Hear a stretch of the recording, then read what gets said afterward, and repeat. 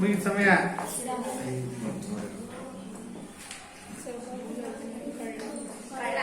ಹಾ, ಈಗ ಸಮಯ ಮುಗಿತು.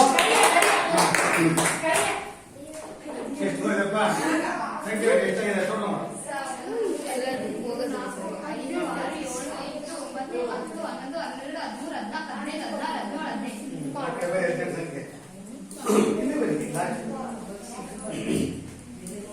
ನೋಡ್ರಿ ಮಕ್ಕಳೇ, ಇವತ್ತು ನಡೆದಿರ್ತಕ್ಕಂಥ ಅಕ್ಷರಾಭ್ಯಾಸ ಚಟುವಟಿಕೆಯಲ್ಲಿ ನಿಮ್ಮ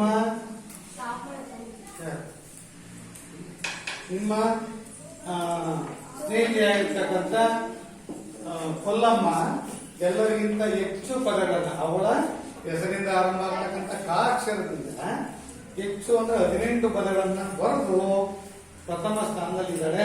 ಅವಳಿಗೆ ನಮ್ಮ ಶಾಲಾ ವತಿಯಿಂದ, ನಮ್ಮ ಸಂಸ್ಥೆಯ ವತಿಯಿಂದ, ನಮ್ಮ ಎಲ್ಲ ವಿದ್ಯಾರ್ಥಿ ಶಿಕ್ಷಕರ ಪರವಾಗಿ ಅಭಿನಂದನೆ.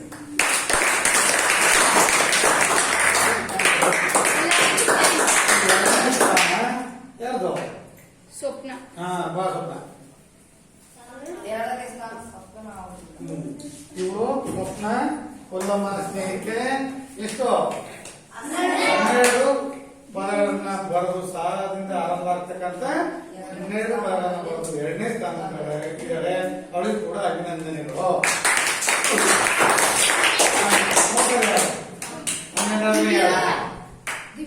ದಿವ್ಯ ಎಷ್ಟು? 9. ಬಾ. ಮತ್ತೆ ಯಾರು?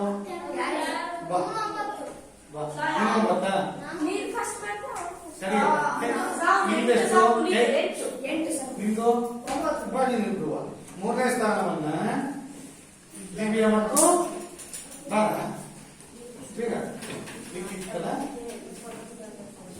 ದಿವ್ಯ ಮತ್ತೆ ಲಿಖಿತ್ತು 3ನೇ ಸ್ಥಾನವನ್ನ ಪಡ್ಕೊಂಡರೆ ಅವ್ರಿಗೆಲ್ಲರಿಗೂ ಅಭಿನಂದನೆಗಳು. ಈಗ ಈ ರೀತಿ ಮಾಡೋದ್ರಿಂದ ಏನು ಉಪಯೋಗ ಇರ್ಬೋದು? ಮಾತಾಡೋದು ಯಾರು ಮಾತಾಡ್ತೀರಿ? ನೀವಲ್ಲ, ಈಗ ನಿಂತಿದ್ದವರು ಹೇಳಿ. ಅಕ್ಷರಗಳನ್ನ ಹೆಂಗ್ ಕಲಿಬೇಕು, ಯಾವ ತರ ಬರೀಬೇಕು, ಯಾವ ಒತ್ತಕ್ಷರ ಹೆಂಗ್ ಹಾಕ್ಬೇಕು ಅನ್ನೋ ಗೊತ್ತಾಗುತ್ತೆ. Very good.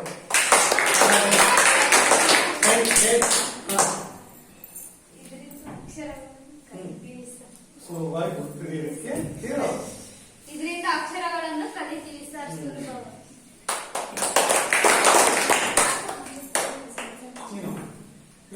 ಸುಂದರ ಹೇಳ್ಬೇಕೀಗ. ಕೊಲ್ಲಂಪುರ ಸ್ವಪ್ನ ಹೇಳೋದು. ನೀನ್ ಹೇಳ್ತೀಯಪ್ಪ? ಓದಕ್ಕೆ ಬರೀ 2